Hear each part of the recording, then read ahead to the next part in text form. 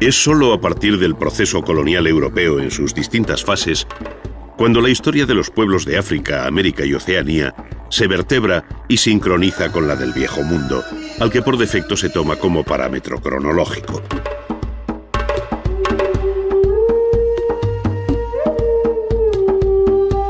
Ello entraña, sin embargo, muchas dificultades, pues desde la concepción del mundo hasta la idea de arte o de estilo, si es que en algún caso se dan, todo es absolutamente diferente y solo se explica en claves propias.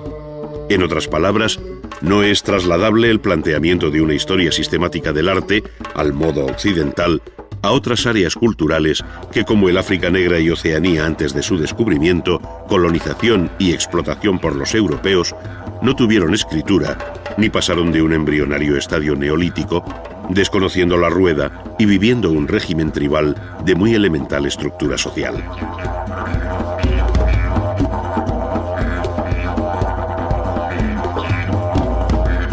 En tales condiciones, no cabe esperar sino una producción artística de limitado alcance, vinculada sobre todo a los mitos y creencias de índole religiosa que tienen relación con la naturaleza y el hombre. Probablemente la expresión más cumplida de esta realidad sea la máscara,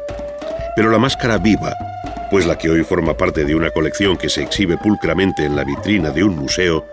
es solo un objeto de curiosidad al que le falta la intención, el movimiento y la música que en otro momento la acompañaron. Carece en definitiva de lo que representa la vida misma, aunque se trate de una máscara funeraria. Solo la máscara en acción explicaría su significado, forma, tamaño y color.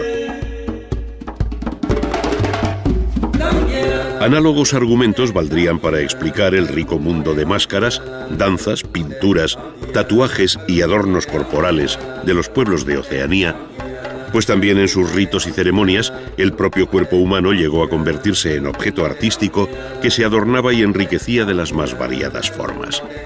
Muchas de estas expresiones artísticas, consideradas como primitivas, han permanecido luego como soterrada herencia en la memoria del hombre hasta nuestros días.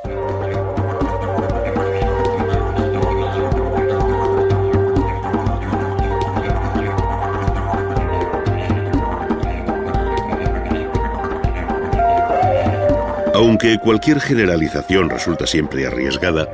cabe afirmar que más allá del matizado universo de la máscara, fue la escultura la expresión artística más compleja y que mejor se identifica con las preocupaciones existenciales, tanto en el África Negra como en Oceanía. Sabemos que las regiones estilísticas de ambos continentes son muchas y diversas, pero es posible concluir que la escultura tendió a un formato pequeño, trabajada habitualmente en madera, y que tuvo casi siempre un sentido religioso, o trascendente cuando menos, donde los antepasados pesan en la memoria individual y colectiva del grupo. Desde el punto de vista formal, la pequeña escultura tendió hacia la abstracción, haciendo de la figura humana la imagen más repetida, aunque sin desconocer la presencia de animales como el antílope o el búfalo en África.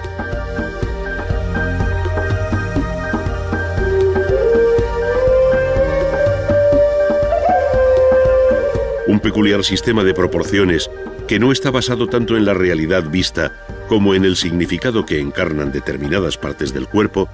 hacen de la estatuaria figuras de proporciones esbeltas, solas o en pareja, con grandes cabezas, donde los ojos cobran un protagonismo esencial, destacando igualmente por su tamaño otras partes del cuerpo, como los órganos genitales y el ombligo, todo ello dentro de una concepción primaria de la existencia humana integrada en la naturaleza.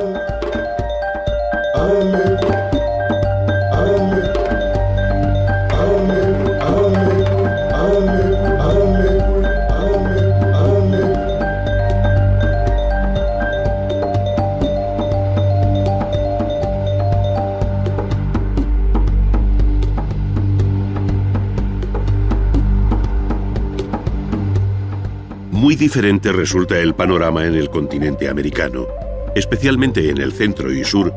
donde el dilatado horizonte artístico cuenta con ciudades bien trazadas, una monumental arquitectura, excelentes piezas escultóricas en piedra exentas o formando relieves, una desarrollada visión pictórica, además de un rico legado de las llamadas artes menores, donde la orfebrería alcanzó cotas verdaderamente sublimes.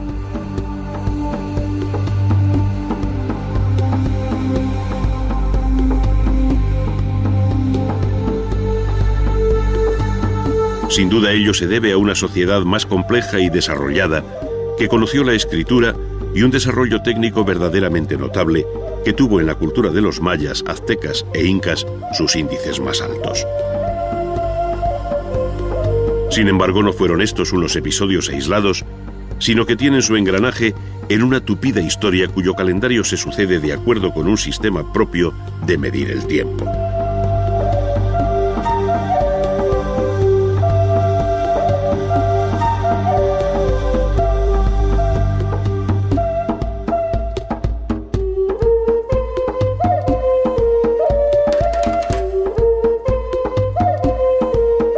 De todos modos, los historiadores de la compleja realidad cultural y artística de la América precolombina, en el deseo de coordinar las distintas historias particulares que se producen a la vez en los diferentes pueblos que habitan, por ejemplo, Centroamérica, han establecido un cuadro cronológico con referencia al calendario del Viejo Mundo, globalizando así el curso de la historia en la Tierra. De esta forma, y como cañamazo básico, se habla allí de los períodos preclásico o formativo, clásico y posclásico, cada uno con sus subdivisiones propias y en correspondencia con los siglos de la vieja Europa,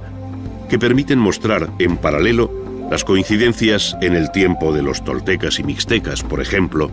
ya que no se trata de una historia lineal de sucesión de pueblos, sino de un tiempo compartido en el que se fueron solapando realidades culturales que tuvieron lugar en distintos puntos geográficos.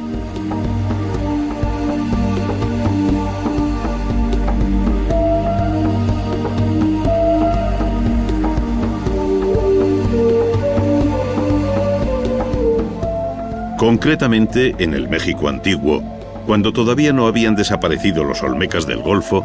ya habían florecido en la región de Oaxaca los zapotecas, con un primer calendario de 260 días en la ciudad de Monte Albán.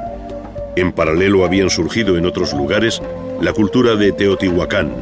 la civilización de El Tajín y el imperio maya que sobrevivió hasta 1521,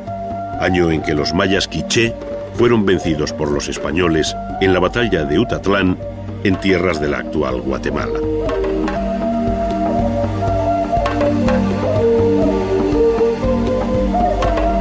Por aquellas mismas fechas caía el imperio azteca y Hernán Cortés se hacía con su capital, Tenochtitlán. Pocos años más tarde, Pizarro acometía la conquista del Perú, poniendo fin en 1533 al gran imperio inca, que tuvo por último soberano a Atahualpa, hijo del gran Huayna Cápac.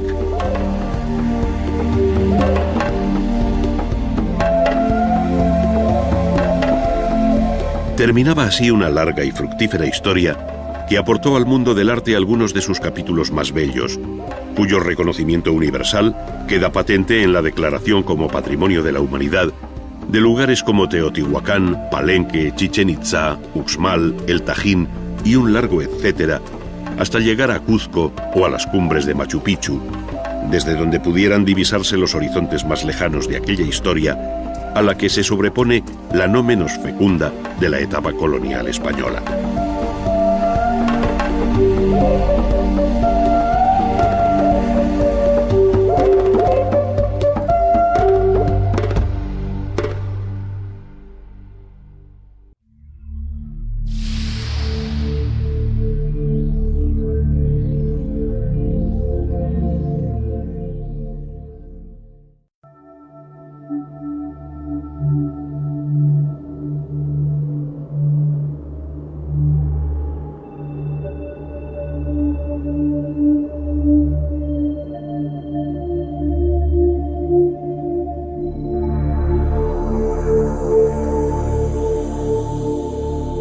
A unos 50 kilómetros de Ciudad de México se encuentra una de las maravillas del mundo antiguo,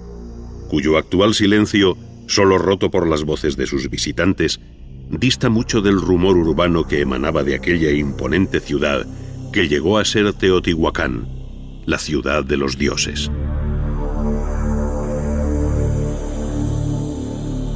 Situada sobre un amplio valle de la meseta central de México,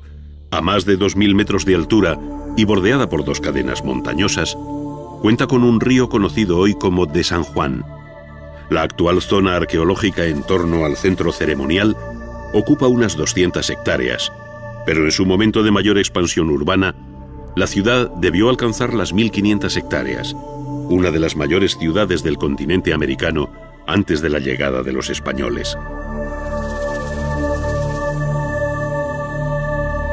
Su población se calcula en 150.000 habitantes, pero no son estas cifras las que hacen excepcional a Teotihuacán, sino la madurez de su planteamiento urbano como ciudad planificada con claras funciones ceremoniales y administrativas, además de constituir un importante mercado. Junto a su monumental arquitectura religiosa y civil, Teotihuacán cuenta también con magníficos palacios y ordenados barrios de artesanos y agricultores, es decir, una verdadera ciudad en el sentido moderno del término. El conjunto de Teotihuacán está dominado tanto sobre el plano como en su realidad tridimensional por las pirámides de la Luna y el Sol, vinculadas ambas a la gran calle de los muertos. A esta verdadera espina dorsal de Teotihuacán se incorporan otros elementos tan singulares como la ciudadela o templo de Quetzalcóatl, la gran plaza llamada del Mercado, además de otras plazas y palacios como el de Quetzalpapalotl,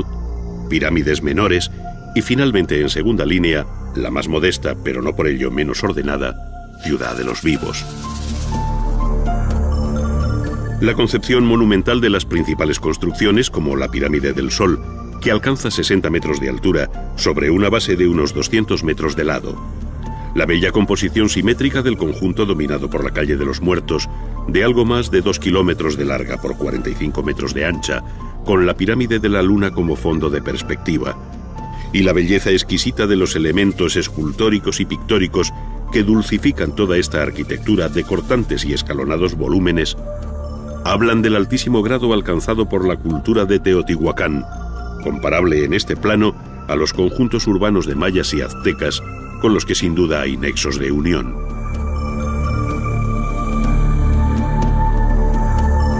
Parece seguro que los resortes de este fenómeno urbano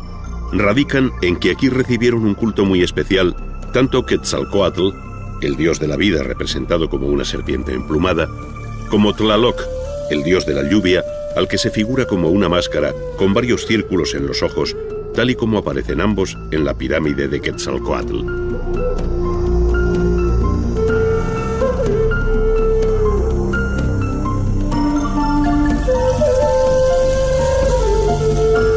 Las ciudades mayas, dispersas por un amplio sector de Centroamérica que hoy afecta a varios estados del sur de México, y muy especialmente a la península de Yucatán, Guatemala, Belice, Honduras y El Salvador, ofrecen la imagen más potente de la cultura maya. Ciudades como Tikal, en medio de la espesura de la selva guatemalteca y en un paisaje abrupto, hacen sobresalir por encima de la masa arbórea de los bosques los edificios más importantes de su sobrecogedor centro ceremonial y administrativo. Este se compone de varias acrópolis con amplias plazas, esbeltísimas pirámides, templos escalonadas, plataformas, conjuntos gemelos, palacios, juegos de pelota, mercados y baños, todo ello construido básicamente entre los siglos III y IX de nuestra era, cuando Tikal, como recuerda Leopoldo Castedo, era mayor que París, y nada había en esta ciudad que pudiera compararse, por ejemplo, con la pirámide del Jaguar gigante.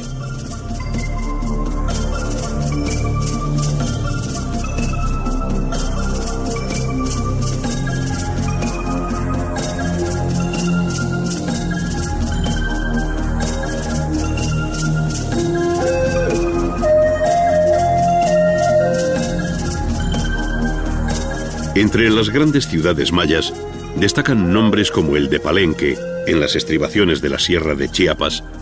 con varias construcciones como la llamada del Palacio, sobre una terraza artificial y sótanos interiores, en el que sobresale una singular torre de vigilancia de varios pisos y las originales cubiertas en talud, que a modo de mansarda esconden pesadas bóvedas de piedra en su interior, muy características de la arquitectura maya. Con este procedimiento se cubren todos los templos de Palenque, como el del Conde, levantado también bajo Pakal, que reinó aquí entre el año 615 y 683 de nuestra era. Aquellas bóvedas, llamadas falsas, por su procedimiento constructivo a base de aproximación de hiladas, solían estar decoradas con pinturas al fresco, como aún conserva el conocido Templo de las Pinturas en Bonampak. En ellas y en varios registros se recogen escenas ceremoniales y bélicas que permiten recuperar la vida que en otro momento se agitó en torno a estos solitarios edificios.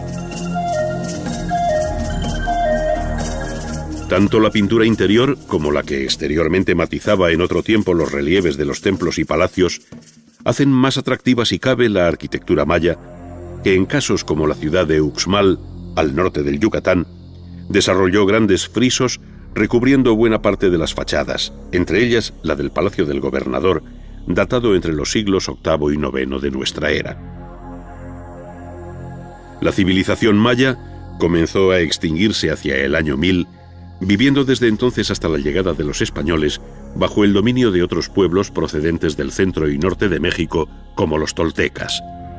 Mayas y toltecas dieron lugar a un brillante periodo artístico coincidente en el tiempo con lo que en el Viejo Mundo se denomina románico y primer arte gótico, que tiene como referencia principal la ciudad de Chichén Itzá hasta el año 1250 en que se abandona. De aquí emanan algunas de las imágenes más sorprendentes de la arquitectura precolombina, como la pirámide del castillo, con clara influencia de Teotihuacán,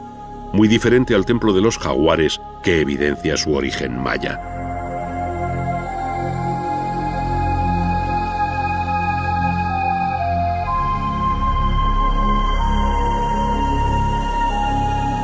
El eslabón final del arte mesoamericano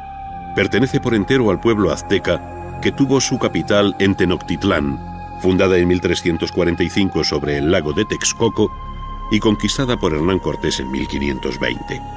Sobre ella se construiría la actual Ciudad de México.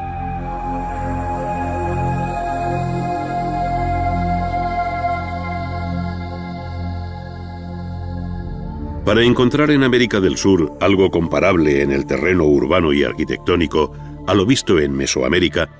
hay que trasladarse hasta la región de los Andes centrales, donde surgirá el gran imperio inca.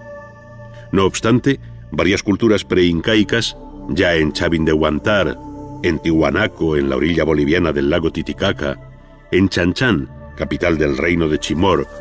o Pachacamac, entre otras, levantaron ciudadelas, palacios y templos en piedra o adobe de una gran severidad, que delatan un horizonte y una estética muy personal y distinta a lo conocido en otras áreas precolombinas.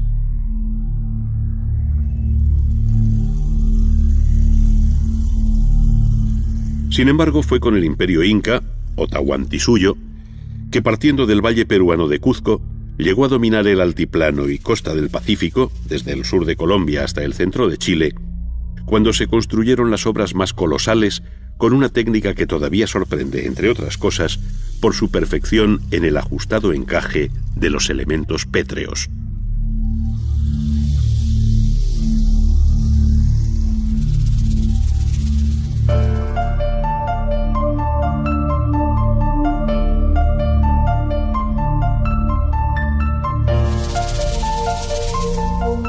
El conjunto de Machu Picchu es justamente el más conocido por el indescriptible injerto de la arquitectura en un paisaje que por sí solo ya sobrecoge. Representa sin duda una lección de adaptación al terreno que le proporciona seguridad en su condición de verdadera acrópolis sobre una cumbre a 2.700 metros sobre el mar, dominando el foso natural por cuyo lecho discurre el río Urubamba. Como en otras muchas ciudades citadas, se desconoce la finalidad última de esta fundación, que debe coincidir con la etapa final y más floreciente del imperio inca, es decir, en el corto periodo que va desde 1440 al año 1525, en que llegaron los españoles. La sólida construcción que sienta a hueso sus piedras sin argamasa alguna, las puertas y ventanas trapezoidales, los bancales que parecen prolongar las curvas de nivel del terreno, escaleras, la plaza central, templos, palacios y casas formando barrios muy bien organizados, sintetizan este prodigio del hombre frente a la naturaleza que inspiraron a Pablo Neruda su poema Alturas de Machu Picchu.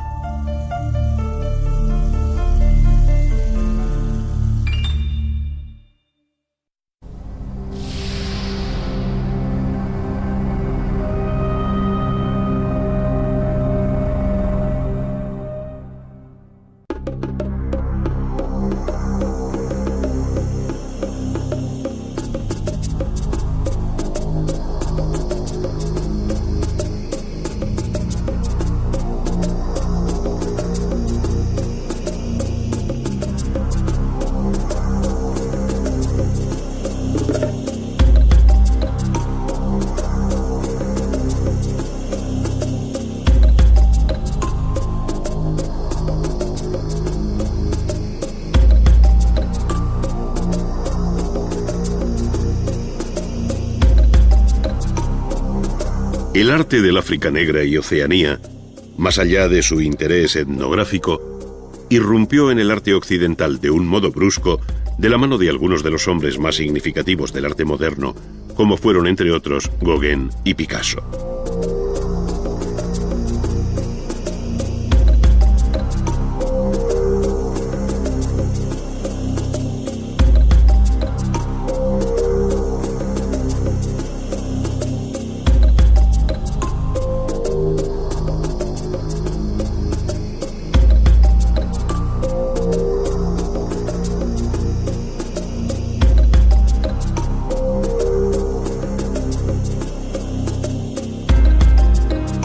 No es que estos artistas descubrieran a los demás aquella ignorada realidad,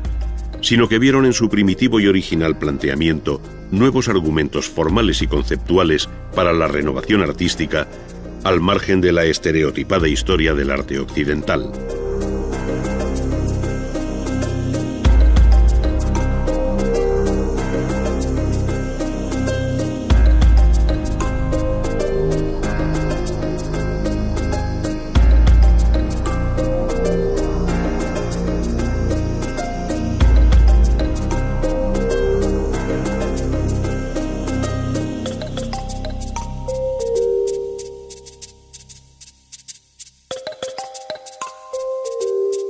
Desde entonces, y a lo largo del siglo XX,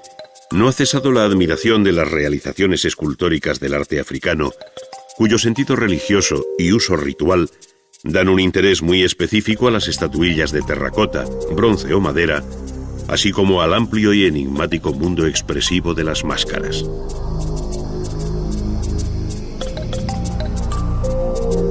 Se trata sin duda de un rico legado cultural en el que, sin embargo, resulta difícil establecer unas coordenadas cronológicas y estilísticas al modo convencional,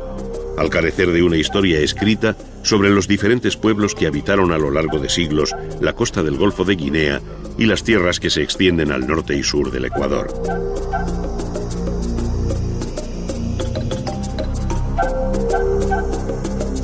Aquí, como en ningún otro caso, se hace más cierto que nunca que el primer documento es la propia obra de arte.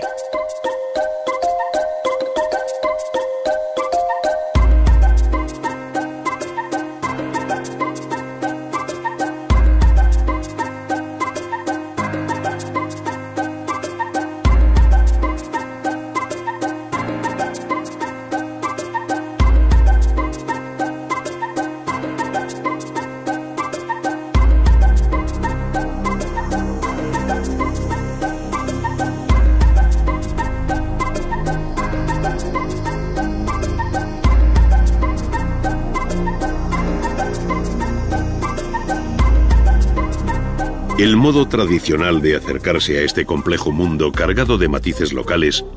es vincularlo a su paisaje y grupo étnico, donde destacan algunas zonas como las de Nigeria, Camerún, Congo, Zaire o Angola, entre otras, que no fueron ajenas a la influencia de otros pueblos vecinos o lejanos, especialmente a partir de fines del siglo XV, con la llegada de los portugueses. Pero incluso antes de esta época, entre los siglos XII y XV, algunos talleres del sur de Nigeria produjeron cabezas como las de los soberanos de Ifé, la ciudad santa de los Yoruba, de una belleza y perfección técnica absolutamente extraordinaria. Para ellos, o para los artistas de Benín, no tuvo secretos la técnica de la fundición en bronce por el sistema de la cera perdida, como atestigua la serie de cabezas de comienzos del siglo XVI que actualmente custodia el Museo Nacional de Lagos.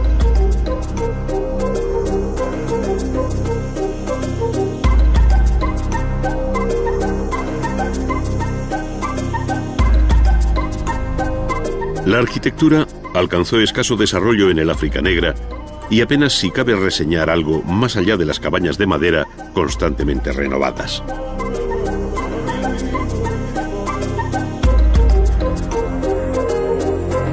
Mayor entidad tienen las aldeas a los pies de los grandes acantilados de piedra que protegen al pueblo de los Dogones en la cuenca alta del río Níger, en Mali. Allí las casas, graneros y santuarios de arcilla obedecen a una ordenación cosmogónica del máximo interés bajo las llamadas cavernas de los antepasados, excavadas en la roca viva.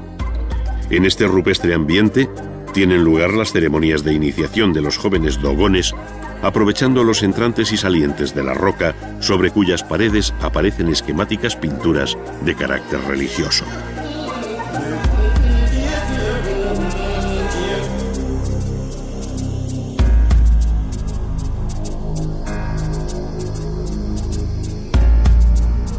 Hasta la llegada del Islam, que exigió la construcción de mezquitas, no cabe hablar de una arquitectura propiamente monumental, al menos en el África Occidental. De tal modo que las construidas en arcilla, en Kufo, Tombuctú o en Djenné, esta última levantada en 1909 sobre otra muy anterior, constituyen los ejemplos más notables de una arquitectura cuyo primitivo carácter es evidente por su forma y técnica constructiva.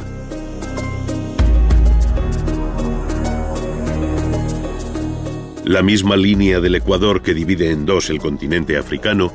al entrar por Gabón y salir en dirección este por Somalia, sirve de referencia para situar sobre el Pacífico la compleja constelación insular de Oceanía. Sus miles de islas se agrupan en tres ámbitos distintos, esto es, Melanesia, con grandes islas como la de Nueva Guinea, al norte de Australia, Micronesia, con los archipiélagos de las Marianas y Carolinas, y Polinesia, con las míticas islas de Hawái, Samoa, Tahití, Marquesas y Pascua.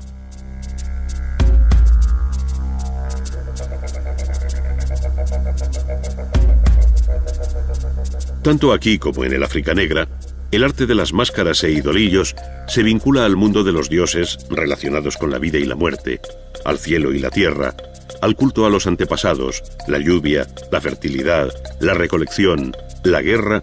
y todo un complicado mundo mitológico ajeno al clásico, nórdico o asiático, pero que en definitiva responde a los mismos anhelos y temores del hombre primitivo, donde la religión siempre cumple un papel de medium necesario.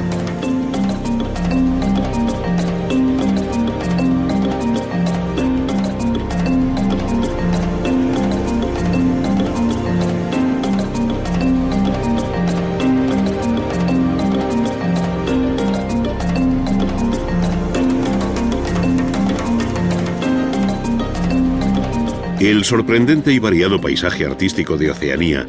disperso hoy por los museos de Londres, París, Bruselas o Nueva York y gran número de colecciones privadas, tiene su contrapartida en el arte monumental de la isla de Pascua, conocida también como Rapa Nui, la más occidental de Polinesia del Este. La naturaleza volcánica de la isla y la falta de bosques hizo de la piedra el material en el que se labraron los moai, o gigantescas esculturas de humano perfil. Desconocemos su significación, pero todo indica que este desconocido pueblo, probablemente de origen polinésico y desaparecido hace ya mucho tiempo, debía contar con una organización social muy desarrollada. Los moai, que quizás personifican a antiguos jefes deificados, son figuras de medio cuerpo con largas y estilizadas manos sobre el vientre, llevando en la cabeza un gran tocado que habla de su alta jerarquía.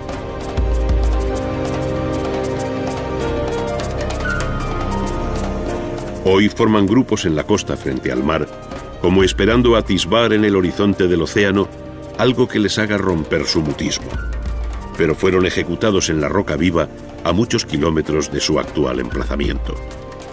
Ello quiere decir que aquel ignoto y primitivo pueblo era sin embargo dueño de una refinada técnica, pues con solo instrumentos de piedra dio forma humana a estos enormes bloques de piedra que pueden llegar a pesar hasta 80 toneladas en los ejemplos de mayor tamaño, ya que su altura varía entre los 4 y 20 metros. Quedaron in situ para siempre, sin llegar a desprenderse de la roca madre del volcán Rano Raraku, produciendo todavía una admiración infinita por lo inexplicable del procedimiento, mediante el cual pudieron trasladar semejantes moles de piedra y dejarlas enhiestas frente al mar, cuya línea del horizonte parece haber fijado para siempre su mirada muda,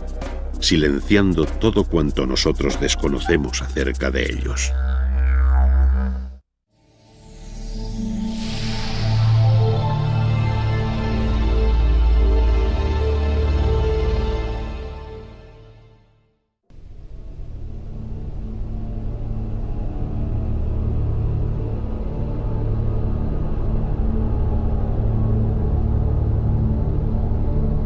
A raíz de la conquista y colonización de buena parte del continente americano por españoles y portugueses,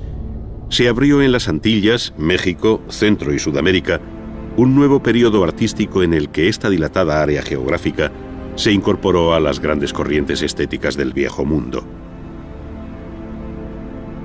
Tan fecundo injerto dio sus mejores frutos durante los siglos XVII y XVIII,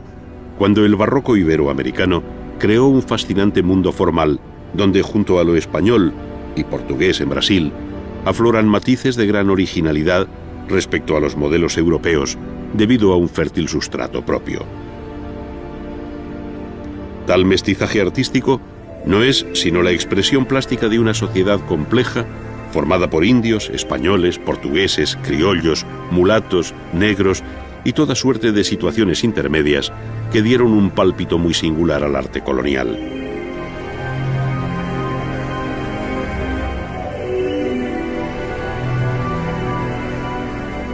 Atrás quedaban los días primeros de la conquista y evangelización, cuando franciscanos, dominicos y agustinos principalmente, levantaron sus conventos, muchas veces concebidos como núcleos defensivos, al protegerse por una cerca almenada, donde junto a la iglesia de una sola nave, claustro y dependencias habituales en un convento español, surgieron nuevos espacios como las capillas abiertas en el atrio, llamadas también capillas de indios, para la celebración de la misa a cielo abierto, o bien las posas en los ángulos del atrio, a modo de pequeñas capillas auxiliares, según pueden verse todavía en el convento franciscano de Huejotzingo, en México, o en el santuario agustino de Copacabana, en Bolivia, este ya del siglo XVII.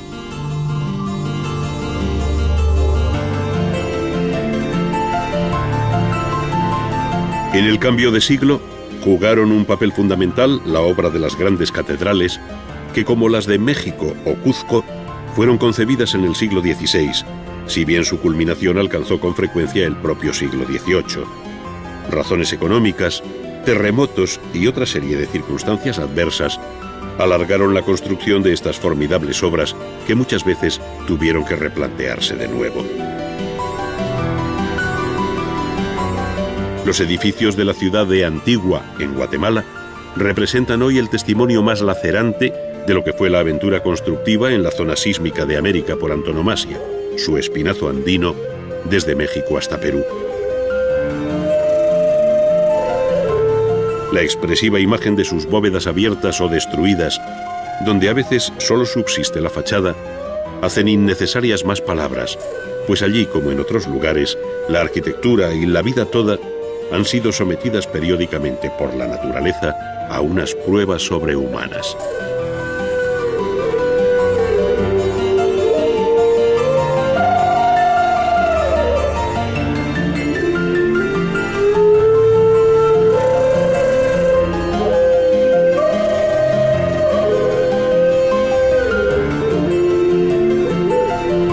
Desde las primeras soluciones platerescas en el siglo XVI hasta las fórmulas decorativas más barrocas que imaginarse pueda, a base de sobrecargados estípites, tan característicos del siglo XVIII, portadas y retablos parecen disputarse la atención del viandante y del devoto, atrayéndolo hacia sí por la compleja espectacularidad de su diseño. Sin embargo, estos elementos no pueden concebirse aislados, sino que lo más frecuente es que formen parte de un todo en el que las barreras entre arquitectura, escultura y pintura desaparecen para configurar un espacio mágico que diluye líneas, quiebra perspectivas y despierta una atmósfera envolvente que aprisiona los sentidos. Así sucede en la Capilla del Rosario de Puebla, tenida ya en el siglo XVII como la octava maravilla del Nuevo Mundo, o en la iglesia de Santo Domingo de Oaxaca, entre otras.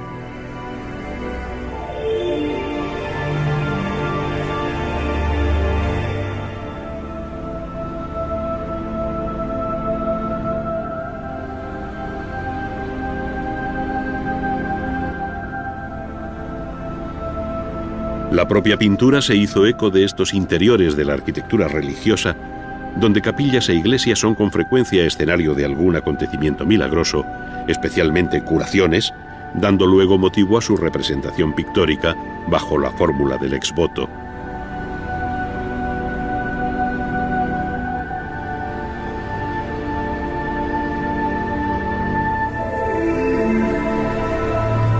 Pero la gran pintura religiosa siguió desde muy temprano, aunque con algún lógico desfase en el tiempo,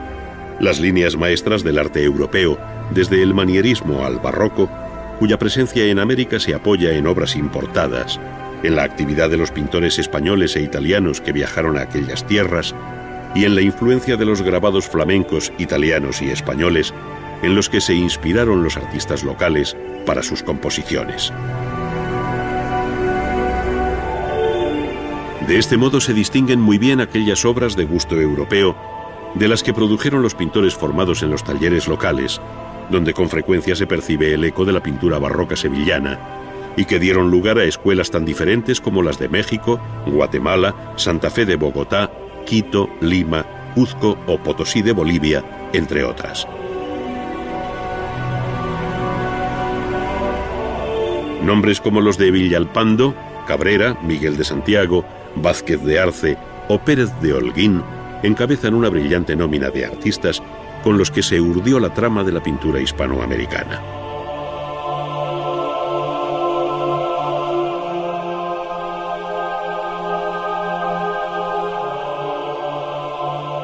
En este panorama cobran especial relevancia por su novedad iconográfica, por la distancia marcada respecto a los modelos europeos y por la fuerte carga religioso-poética de su imagen, aquellas pinturas que, respondiendo a una concepción arcaizante, pero ejecutadas de un modo primoroso, representan la más original aportación de la pintura colonial al concierto general del arte barroco.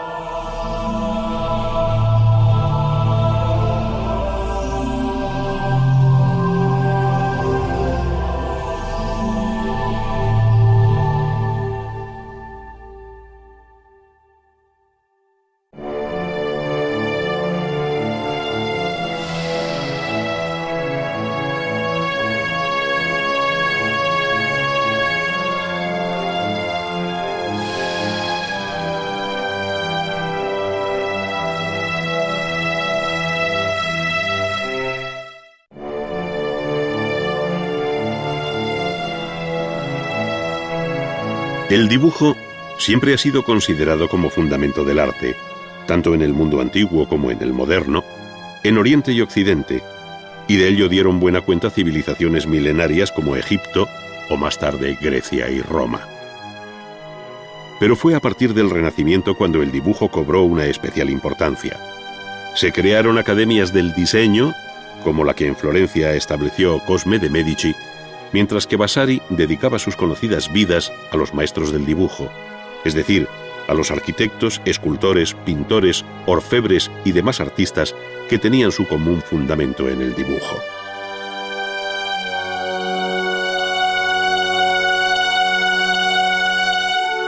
Si la conquista inicial del dibujo fue la de perfilar con una línea el contorno de una figura, esto resulta ejemplar en los bocetos y apuntes que los egipcios dejaron sobre piedras y fragmentos cerámicos.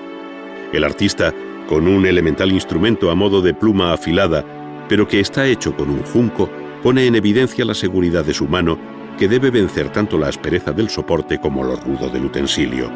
Mas cuando hay talento, el arte supera cualquier dificultad.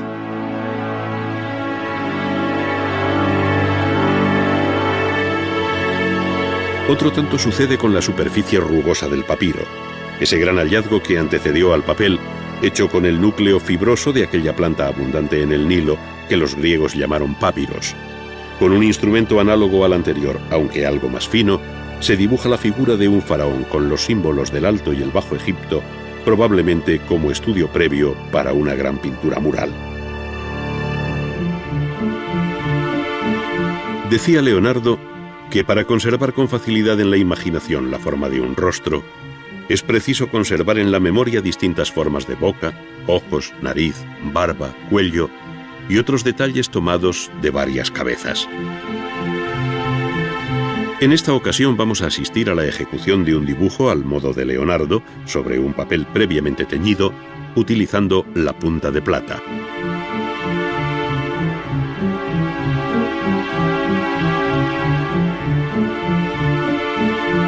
El teñir el papel es un viejo procedimiento que ya lo aconsejaba Cennino Cennini a finales del siglo XIV en su libro del arte. Para ir aprendiendo poco a poco los principios y la técnica del color, conviene practicar otro tipo de dibujo, el que se denomina dibujo sobre papel teñido.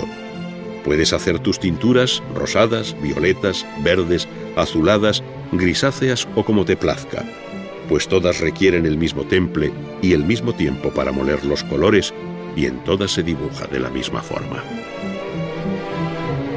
Es decir, se trata de preparar una solución en la que se trituran y mezclan en el mortero albayalde e índigo macabeo, como recomendaba Cennini para obtener el azul, añadiéndose luego la cola templada.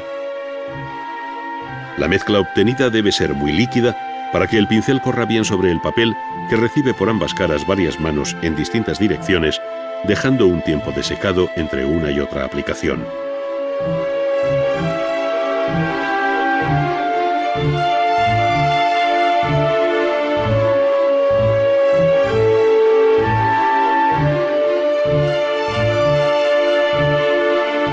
Una vez seco el papel, se fija sobre la mesa de trabajo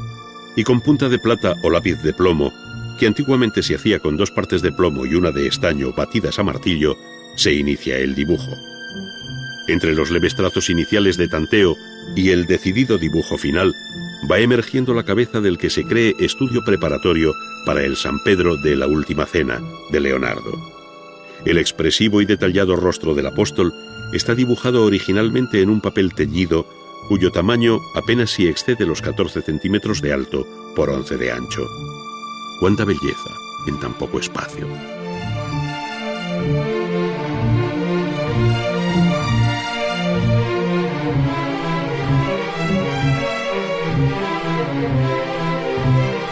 El dibujo original de Leonardo está repasado a tinta, por lo que es necesario preparar una pluma de ave, dejando libre de barbas el canutillo o barril central, reduciendo su longitud y cortando con especial cuidado la punta. Esta será más o menos pronunciada según se quiera para escribir o dibujar, pues solo en esto se diferencia el instrumento que artistas y escribanos utilizaron durante siglos. Por otra parte, la tinta requiere también una cuidadosa elaboración según el tipo de que se trate. La tinta negra que se utilizó en el Renacimiento era la común, que servía tanto para escribir como para dibujar. En su composición entran a formar parte sales de hierro y ácido gálico, obtenido de las llamadas agallas de roble o encina. Esto es, una sustancia patógena de algunos árboles que en otro tiempo sirvió para producir tintes y curtir las pieles. La adición de goma arábiga como aglutinante asegura y liga la mezcla final.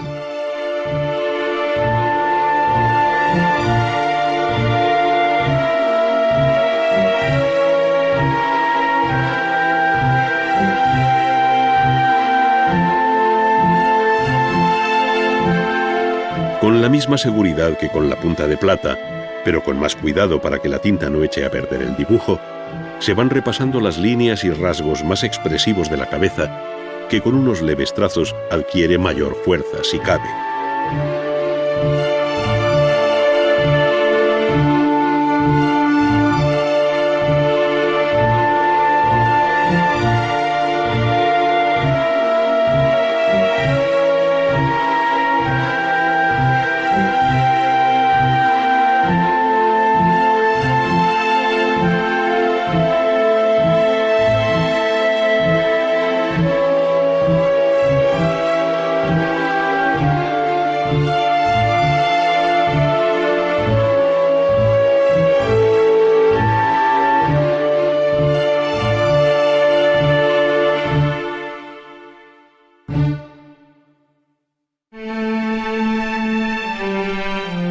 Cada artista tiene su peculiar forma de entender el dibujo, manejando técnicas distintas. Ahora nos fijaremos en el modo de hacer de Miguel Ángel, otro de los grandes genios del arte universal, que contribuyó a hacer del Renacimiento italiano una de las etapas más felices y atractivas de la historia del arte, en la que el dibujo, como diría Vasari, fue la disciplina básica que todo artista debía dominar. El dibujo para Vasari procedía del intelecto y proporcionaba una suerte de juicio universal sobre todas las cosas de la naturaleza.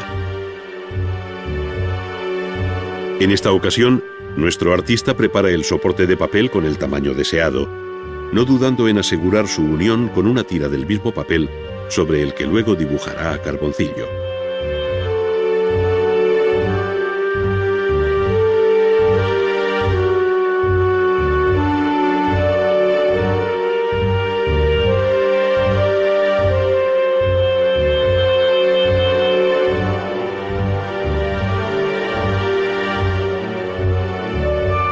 Este procedimiento, muy antiguo y muy actual en la historia del dibujo,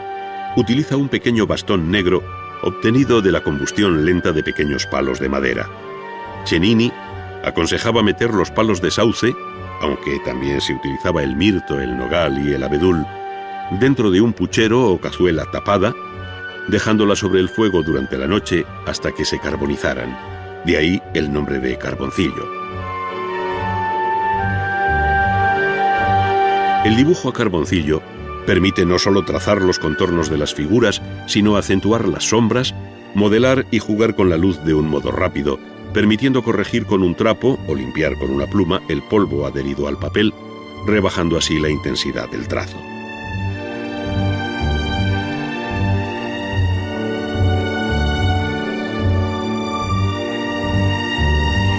En la copia de esta Madonna con el niño,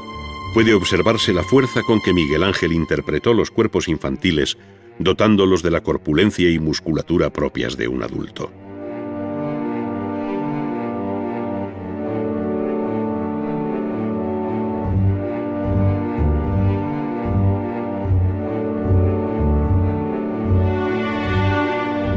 Para su modelado se abandona el carboncillo y con una tiza roja, llamada también sanguina,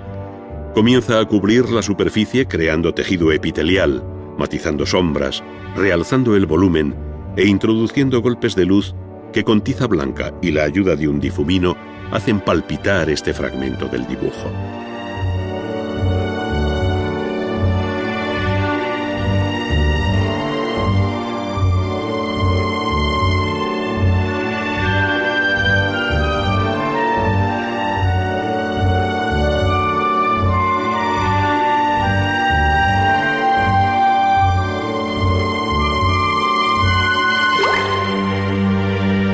Los límites que separan el dibujo de la pintura no son siempre muy precisos,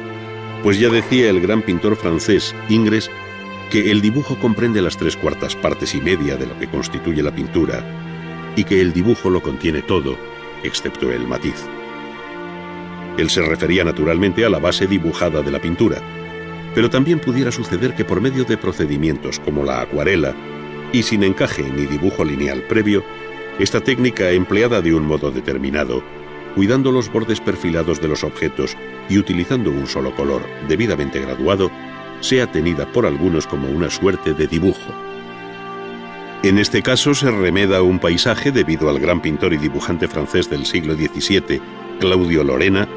quien recogió en una célebre carpeta de dibujos conocida como Liber Veritatis sus principales composiciones.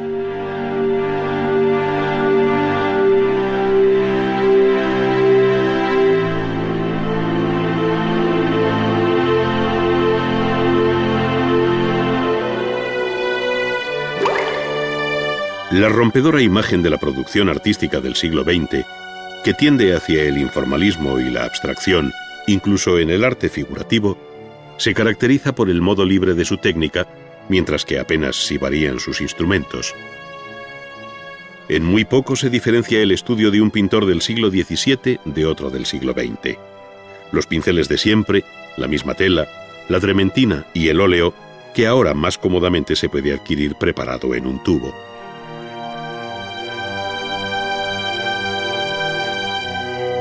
Lo que sí varía de un modo radical es el concepto de la pintura y su técnica de ejecución, dando paso a una acción que tiene mucho de intuitiva,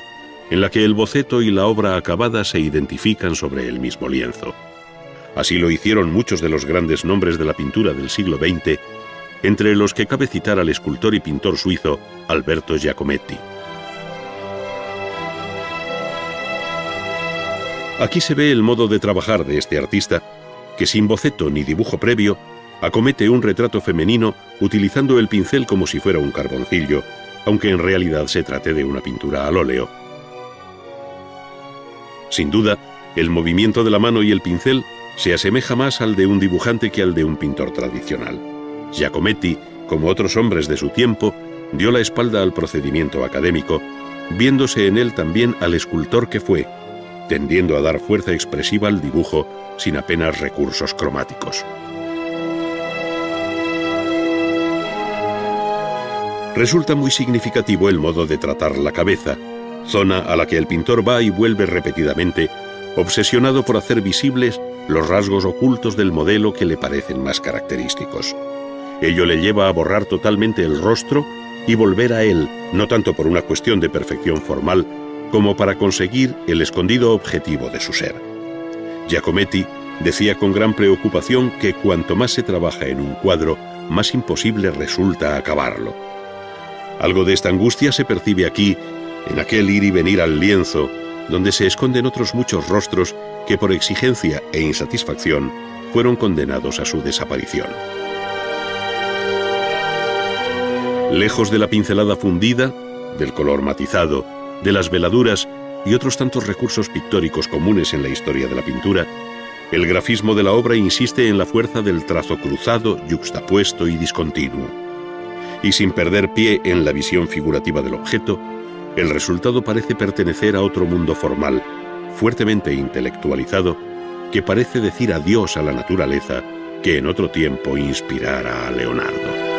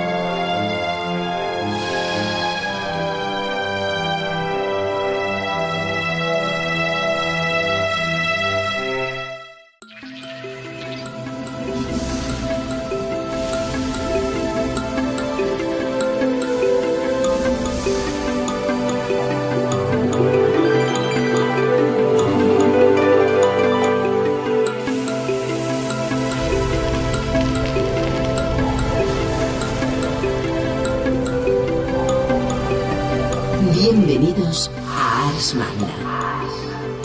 un viaje por la historia del arte en 10 capítulos.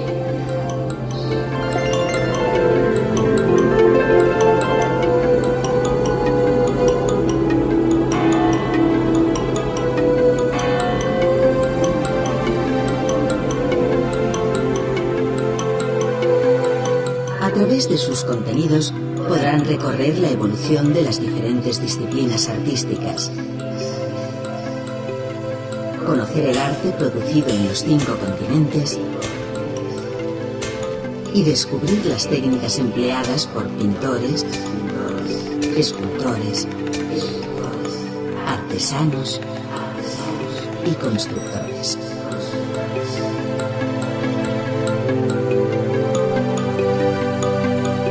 Disponen de dos opciones de navegación: el acceso lineal, que permite visualizar los contenidos de cada disco sin interrupción alguna, y el modo interactivo, que posibilita la selección de secuencias audiovisuales en el orden apetecido.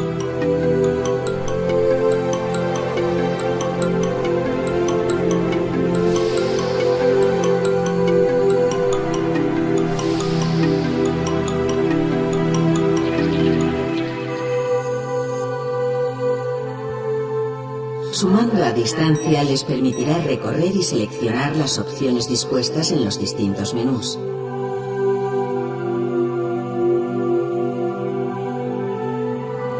Interrumpir la secuencia elegida para acceder al menú o exposición audiovisual siguiente.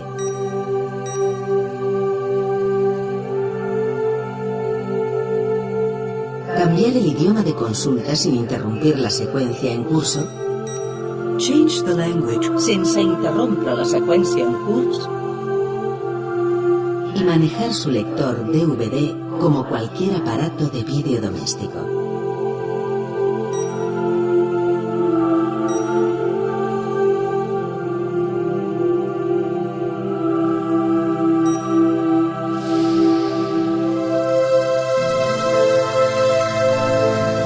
Les deseamos